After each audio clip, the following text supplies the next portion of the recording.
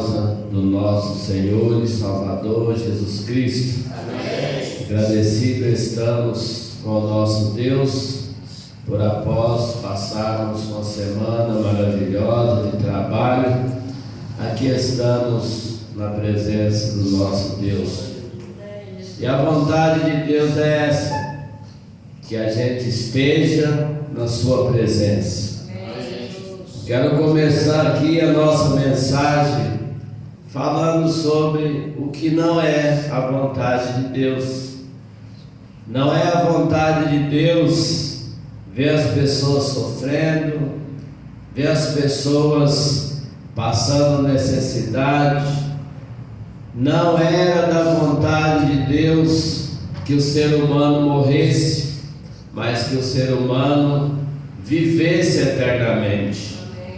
Não é a vontade de Deus que o ser humano, após ouvir várias mensagens da palavra de Deus, ter várias oportunidades na vida, ele morra sem aceitar o Evangelho. Inclusive no livro de Jeremias, capítulo 13, versículo 17, para mostrar que essa de fato não é a vontade de Deus, diz o profeta Jeremias: se eles não ouvirem, a minha alma chorará em lugares ocultos. E ainda acrescenta: amargamente chorará os meus olhos e se desfarão de lágrimas. Não é a vontade de Deus, nada disso, mas Deus dá o livre-arbítrio para que o ser humano possa viver e possa fazer as suas escolhas. Diante de ti eu ponho a vida e a morte, a bênção e a maldição. E Deus deixa o seu parecer. Escolhe, pois, a vida, para que viva tu e a tua semente. Então, amados, Deus, como Criador do céu, da terra, do mar e tudo que nele há, a vontade de Deus é o nosso bem-estar. Nós vamos pensar nesta manhã sobre Deus é um Deus de abundância. É isso que nós vamos pensar hoje. Só que para nós pensarmos que Deus é um Deus de abundância, nós precisamos de crer nisso, de acreditar nisso. Porque às vezes nós, como os filhos de Deus, a gente diz assim: é melhor ser pobre, mas estar na presença de Deus. Não, é melhor ser rico e estar também na presença de Deus. Porque nós olhamos na Bíblia, Abraão, Jó, Salomão, Davi, tantas pessoas, eles foram bem-sucedidos e estavam na presença de Deus.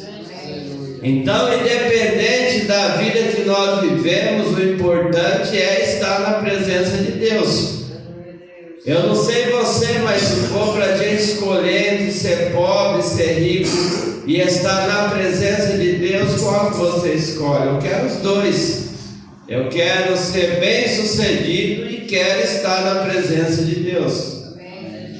Nós hoje vamos aprender aqui com a viúva. No livro de 2 Reis, capítulo 4, não podemos esquecer do nosso tema: Deus é um Deus de abundância. Aqui nós temos uma viúva. Essa viúva se apresenta ao profeta Eliseu e ela então diz: olha, Eliseu, tu sabes, o meu marido, o meu esposo, ele era um homem que temia o Senhor, e vieram aí alguns credores para levar os meus filhos.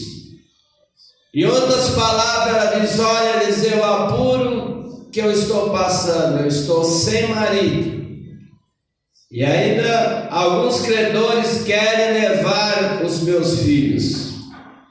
Pelo que nós percebemos, se nós associarmos essa mulher com Obadias, até parece que dá para nós entendermos que essa mulher foi esposa de Obadias, porque aqui ela identifica o seu esposo como um homem temente ao Senhor. E Obadias, ele foi companheiro, ele esteve com Elias. E Eliseu também esteve com Elias, que Eliseu é sucessor de Elias. E nós observamos que essa mulher, ela está endividada. E nós podemos fazer um paralelo, que de repente essa dívida foi uma dívida deixada pelo seu esposo Obadias, numa época em que não havia chuva sobre a face da terra. Diz a Bíblia que Acabe chama Obadias para pegar ali até alguns alimentos, algumas ervas para os animais. E aí Obadias vai para um lado e Acabe vai para o outro. E aí tem a perseguição de Jezabel contra os profetas de Deus. E aí a Bíblia fala que Obadias pegou 100 profetas, escondeu 50 em um lugar e 50 em outro. E a Bíblia diz que Obadias deu pão e água para aqueles profetas. Aí a minha pergunta é: como que Obadias alimentaria aqueles profetas, sendo que ele não era um homem que tinha recursos, pelo que nós entendemos na Bíblia? E quem sabe Obadias, então, para sustentar aqueles 100 profetas, ele se dispõe até mesmo em pegar o pão ou não sei o que emprestado, para que pudesse sustentar aqueles 100 profetas. Irmão, você sustentar 100 pessoas não é fácil, mas pelo que nós entendemos aqui, pelo que nós podemos perceber, fazendo um paralelo da história dessa mulher com Obadias, parece-me que ele pega dinheiro emprestado, ou pega pão emprestado ali para sustentar os 100 profetas do Senhor. E ele morre, e aquela dívida fica. Mas Deus é um Deus que honra os seus filhos mesmo depois que eles morrem. E Deus vai honrar Obadias e vai honrar a descendência de Obadias. E aí nós começamos a ver que essa mulher chega, dá o testemunho do seu esposo, do seu marido, falando sobre a pessoa que ele é. E aí então vai começar a vir uma grande bênção de Deus na vida daquela viúva.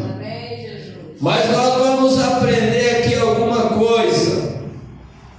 Primeiro, nós precisamos de entender que o profeta é um representante de Deus aqui na terra.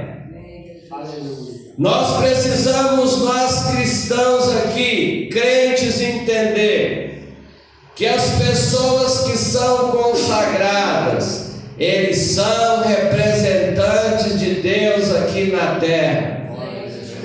E as palavras deles precisam de ter peso. Nós precisamos de acreditar que quando o homem de Deus está falando, falando conosco. E aí a Bíblia disse que o profeta Eliseu, ele começa e diz para aquela mulher: que te hei de fazer? Diga-me o que você tem na sua casa.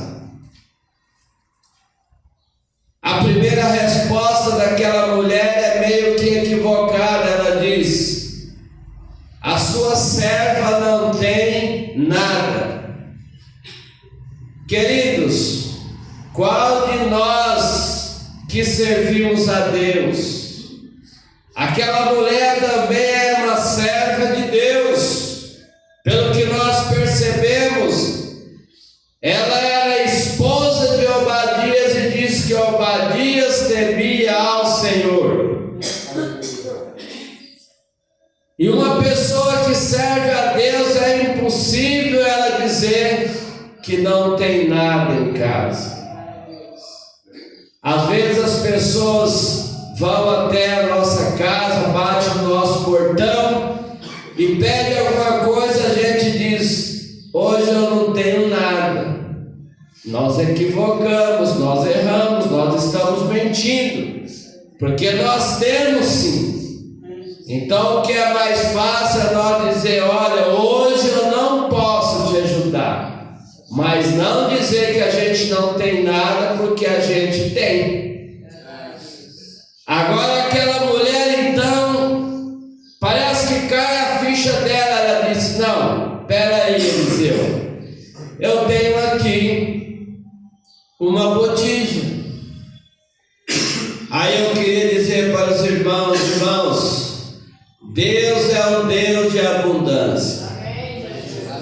E para Deus trazer uma abundância na sua vida, na minha vida, você não precisa de muita coisa. Essa mulher precisou apenas de uma botija de azeite. Quando nós olhamos na palavra de Deus, a viúva de Zarefate, ela só precisou de um punhado de farinha, para que Deus pudesse, por meio de Elias, abençoar aquela mulher, que aquela farinha não faltou, até que houvesse chuva sobre a terra novamente. Para Deus abençoar a vida de Sansão, ele só precisou de uma queixada de ossos para vencer 1000 homens.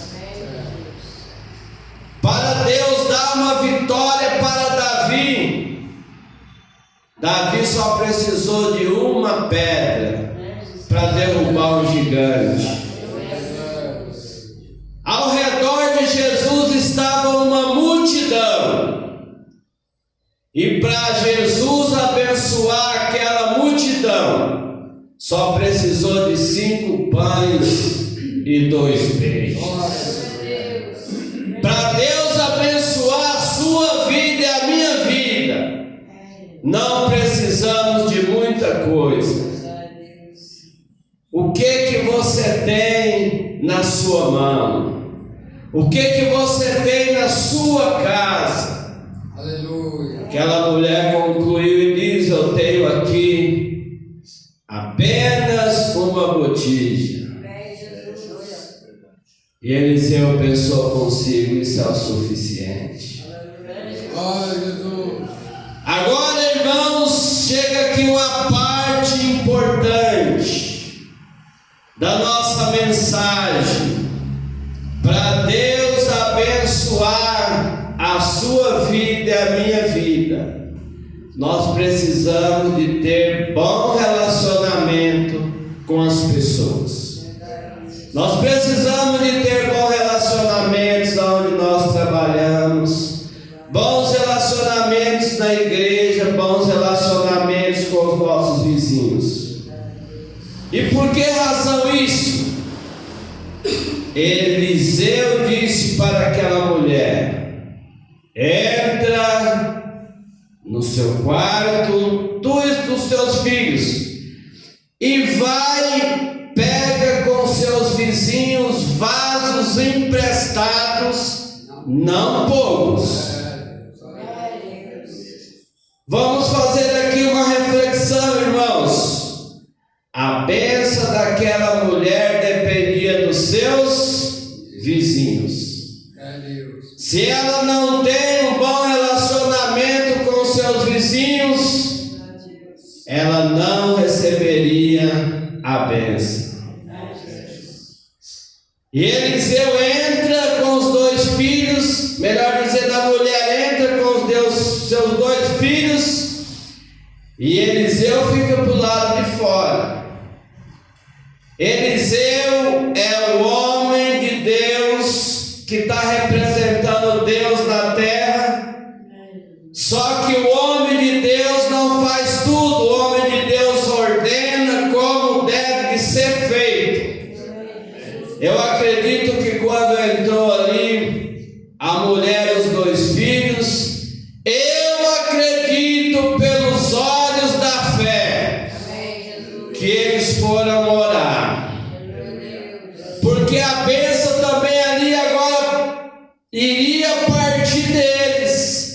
Eles teriam que ter fé.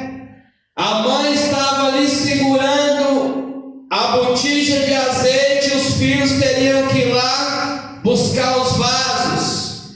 Eu acredito que eles ali oraram ao Senhor. E à medida que os filhos iam trazendo os vasos, ela ia os enchendo. A fé, irmãos, teria que ser dela. Ela está com o azeite na mão e ela que vai encher os vasos. Enche um, enche dois, enche três e vai enchendo. E aí chegou um momento maravilhoso também, querido, assim, traga mais um vaso. E aí ela diz assim, aí eles disseram, acabou os vasos. Aí diz que naquele momento também o azeite então cessou. Irmãos, enquanto aquela mulher tinha vizinhos, pelo que nós entendemos, ela foi pegando vaso de todos os vizinhos, porque Eliseu disse, trazei vasos emprestados e não pouco. E no final ainda foi pedido, traga mais um vaso. A impressão que se tem é, olha, se com algum vizinho, se com aquele vizinho que está faltando, você tem algum problema com ele, você vai lá e reconcilia, para trazer o vaso dele também, para que a bênção continue na sua vida. Mas aquela mulher não tinha nenhum inimigo. Todos os vizinhos daquela mulher eram seus amigos. E ela pegou os vasos emprestados e foram todos cheios. Depois de todos os cheios, irmão, o que ela faz? Ela vai dar testemunho. Ela sai lá fora e diz para o profeta, os vasos estão todos cheios. E aí o profeta dá ordem, então agora faz o seguinte, agora eu vou, em outras palavras, abençoar você, que é a descendência também do seu esposo lá atrás, em outras palavras, Obadias, que deixou essa dívida, mas que Deus honra aqueles que são fiéis à sua palavra. E agora você vai pagar a dívida que o seu esposo deixou. E ela pagou a dívida e diz assim, e viveu do resto.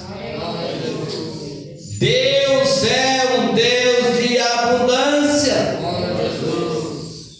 Essa multiplicação aqui, irmãos, desse azeite, foi uma multiplicação em abundância. O que nós aprendemos nesse texto. Nesse momento nós aprendemos que para a bênção acontecer na vida da mulher, precisou de Elias, representante do homem, de Deus aqui na terra. Precisou que a mulher tivesse bons relacionamentos com seus vizinhos. Precisou que ela e os seus filhos exercessem a fé. Não foi só ela que exerceu a fé, ela fez também com que os filhos exercessem a fé.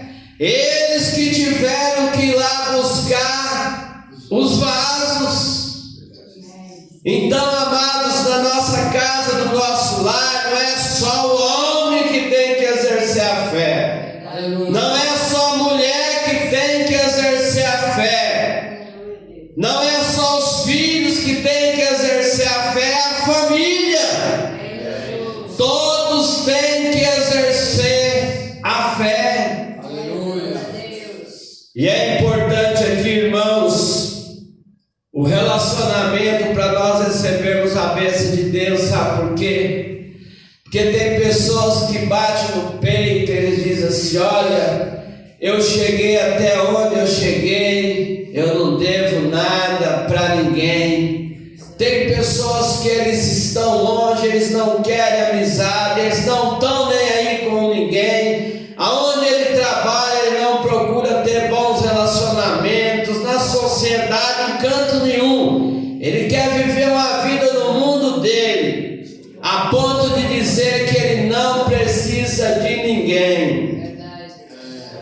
E Salomão disse assim, no livro de Eclesiastes: é melhor 2 do que 1, porque quando um cai, o outro levanta.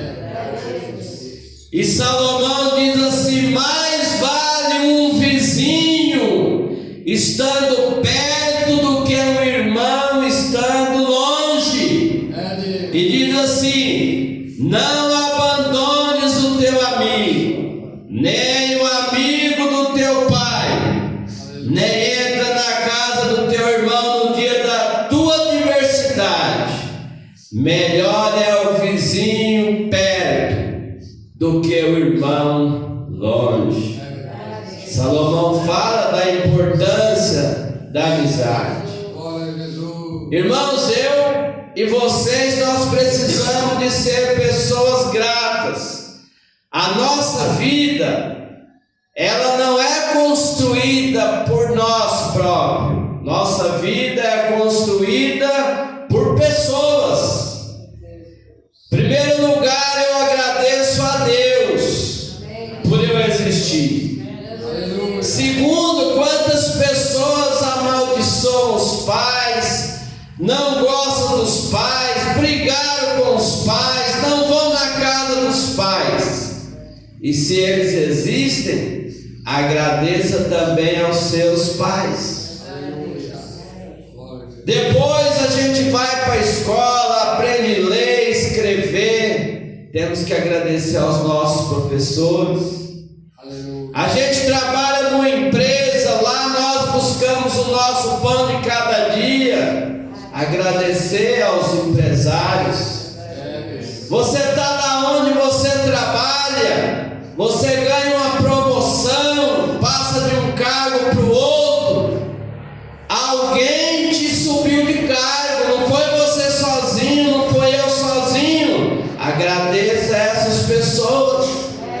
Então a nossa vida é construída por pessoas. Aleluia. Nós não vivemos numa ilha, nós vivemos em sociedade. E por essa razão nós precisamos de ter bons relacionamentos. Porque Deus é um Deus de abundância.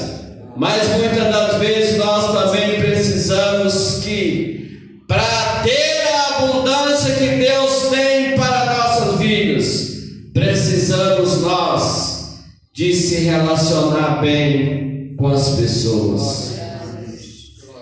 No livro de Salmo diz assim que a descendência do justo será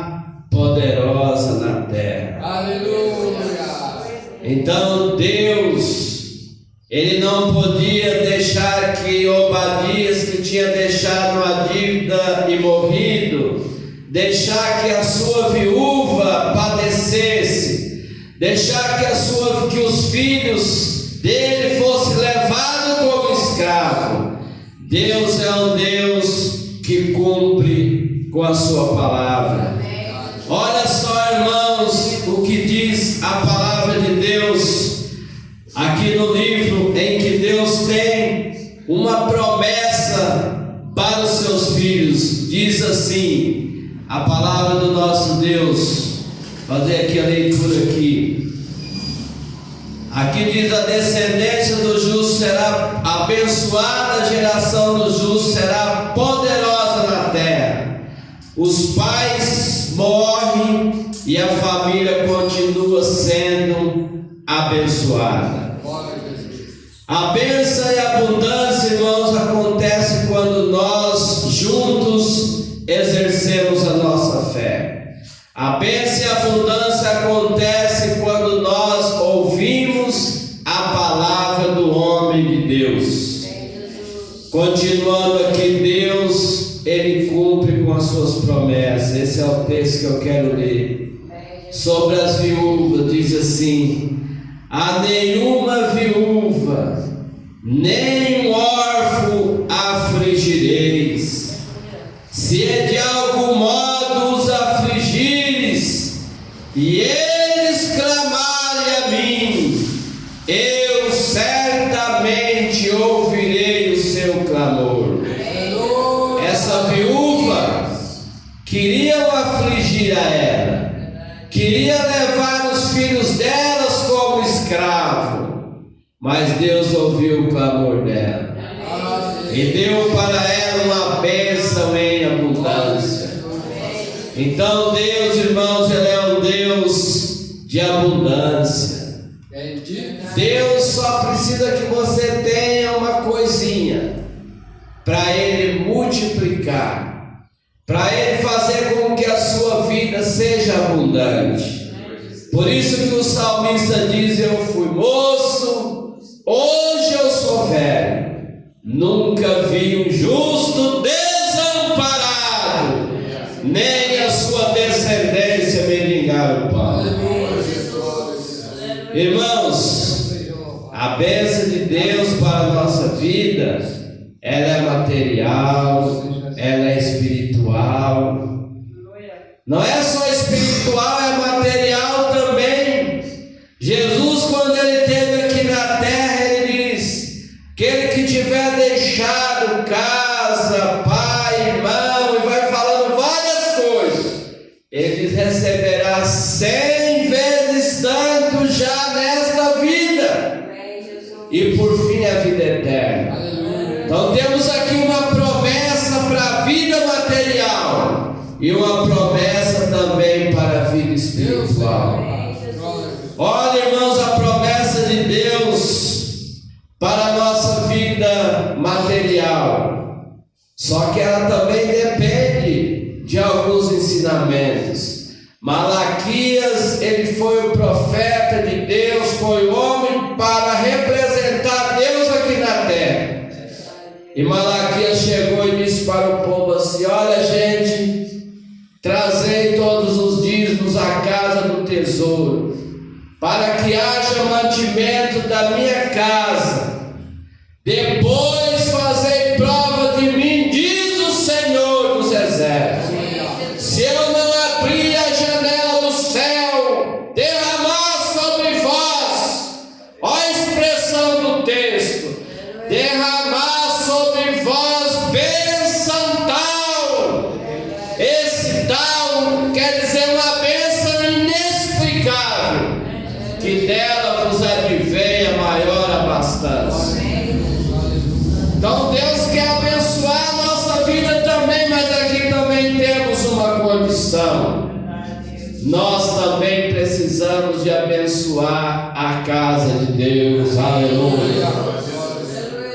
Queridos, tudo que Deus pede, eu até tenho um tema baseado nisso, que Deus pede para nos dar. Olha que coisa linda, Deus pede para nos dar. Ele pede o nosso dízimo para através disso Ele nos dá uma bênção.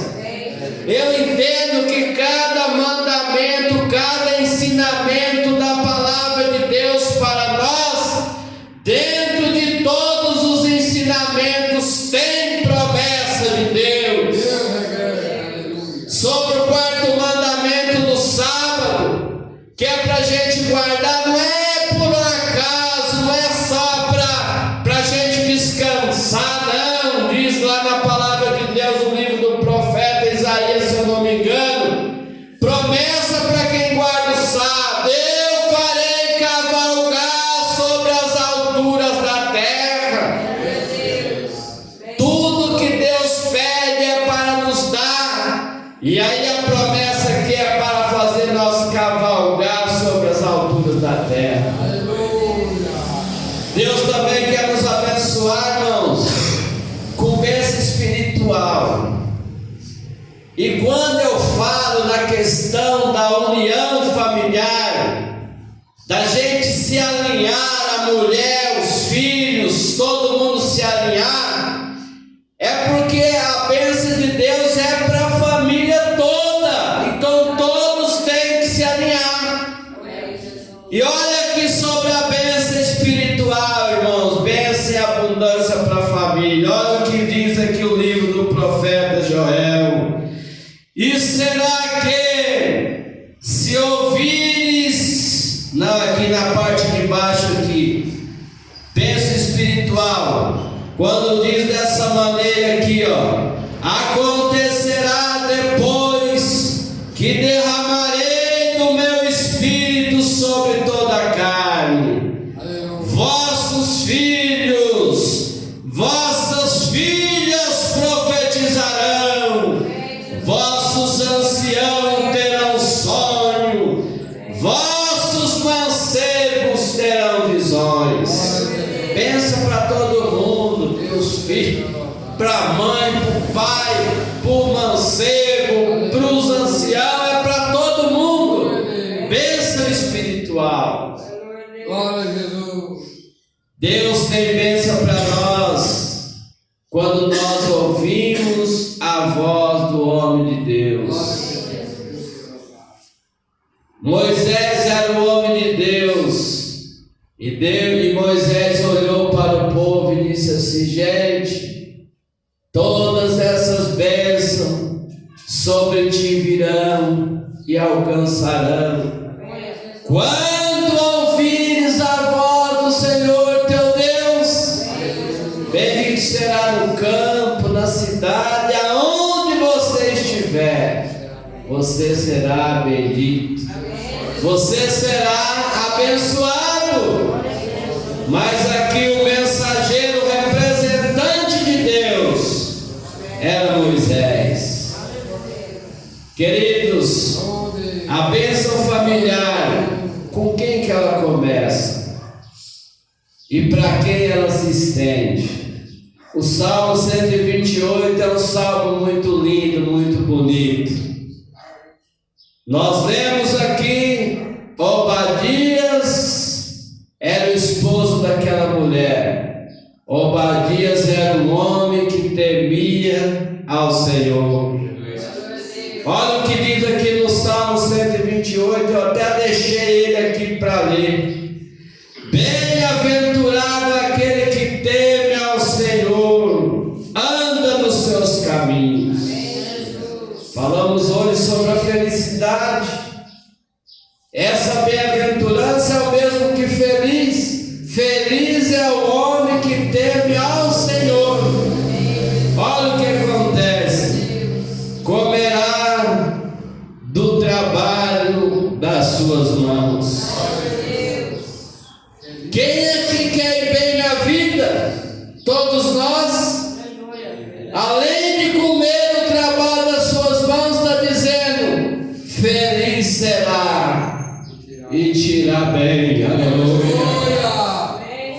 Vai agora falar da mulher. Sua mulher será como a videira frutífera ao lado da sua casa. Agora os teus filhos como planta de oliveira à roda da sua mesa.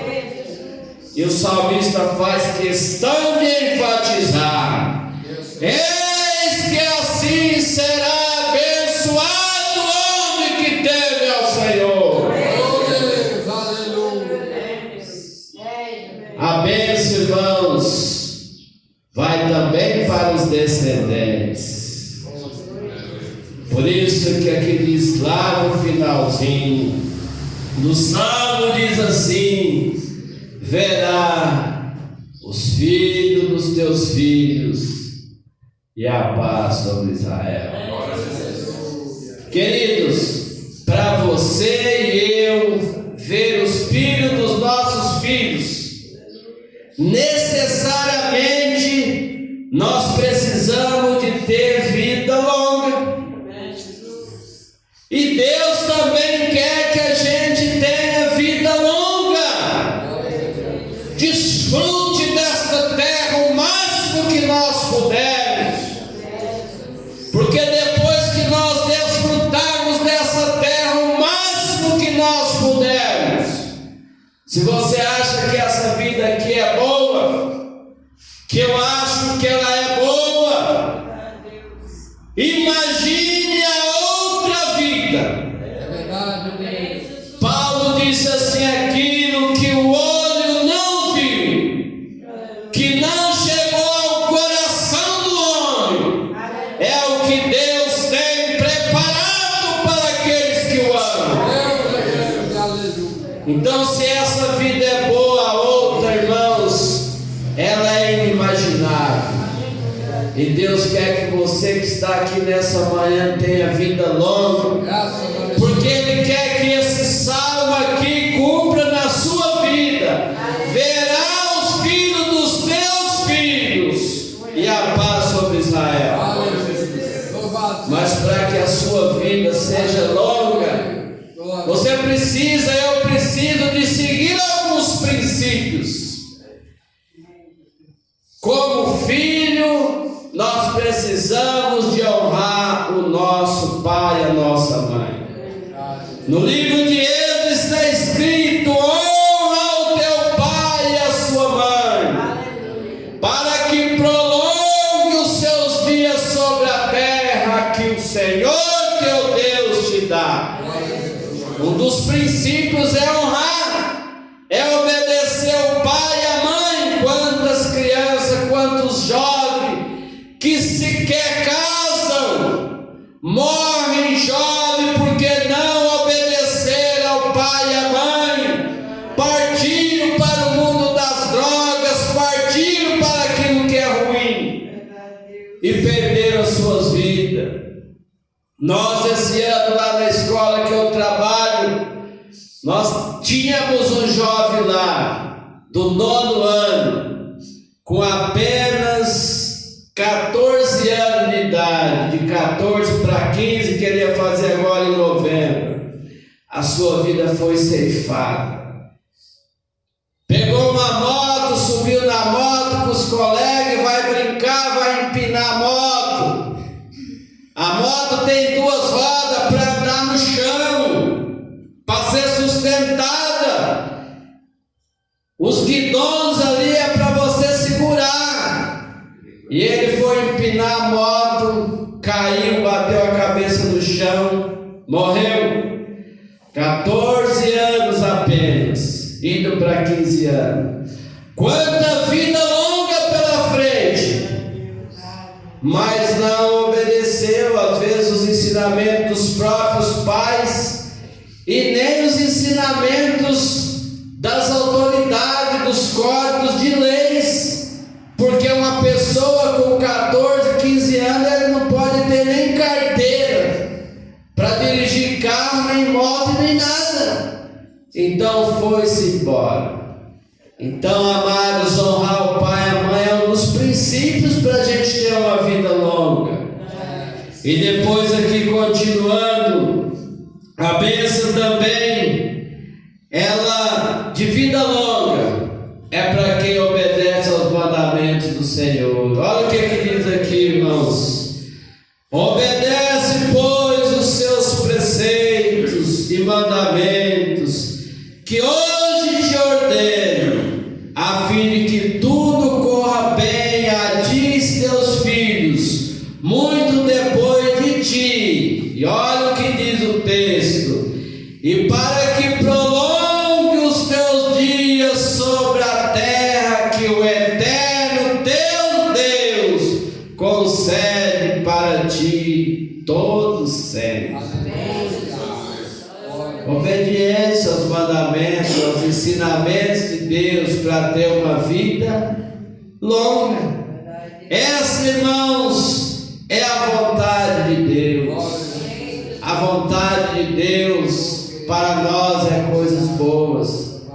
O profeta Jeremias diz: os meus planos para vós são planos de coisas boas, são planos para vocês terem uma vida eterna. Esses são os planos de Deus para mim e para você nesta manhã.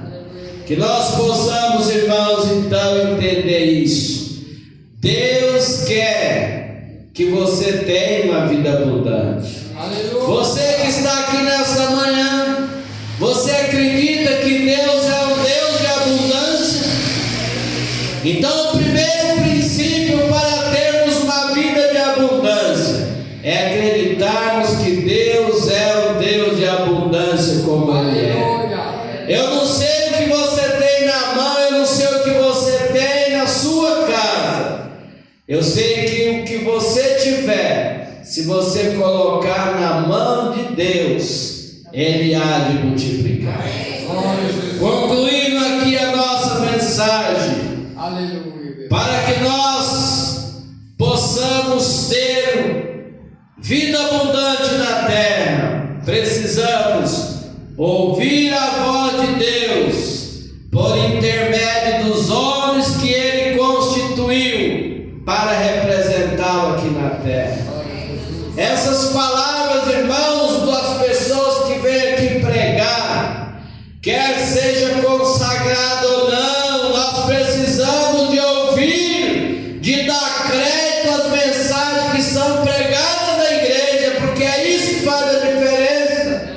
São as pessoas, os homens, os jovens que estão pregando, e eles representam Deus aqui na terra.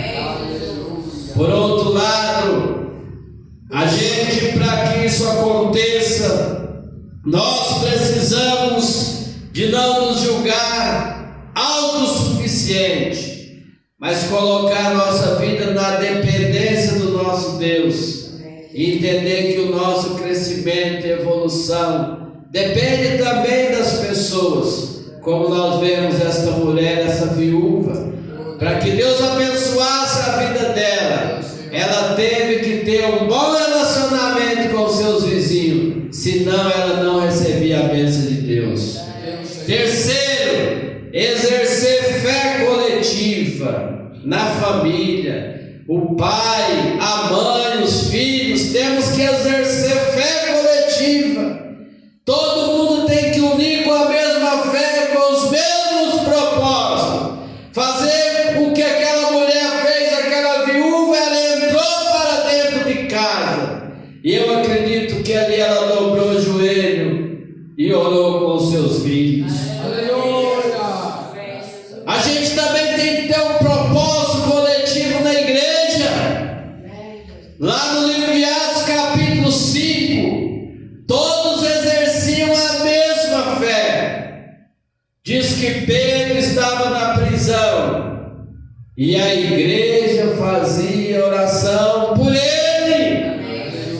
Oração coletiva, todos ali na mesma fé. A porta lá do cárcere foi aberta, foi desatada as correntes. E como prova de que a oração daquele povo foi ouvida, Pedro chegou lá. E eles viram a grandeza de Deus. Honrar o pai e a mãe. E por último, obedecer a palavra do nosso Deus.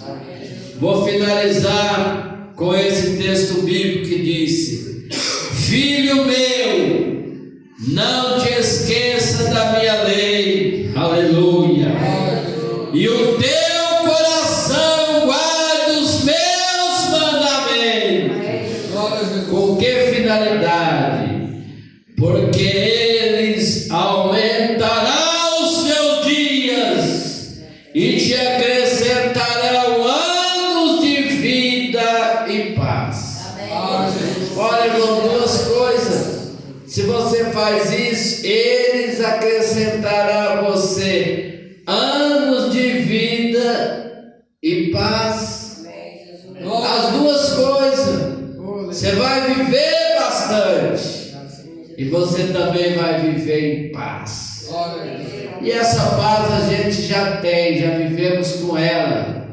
Porque não é a paz que o mundo dá, é a paz deixada por Jesus. Ele diz: eu deixo-vos a paz. A minha paz eu vos dou, não a dor como o mundo dá. A paz daquele que pode deitar no teu travesseiro e dizer, como diz o salmista: em paz também deitarei e dormirei, porque só tu, Senhor, é que me faz habitar em segurança. Deus abençoe.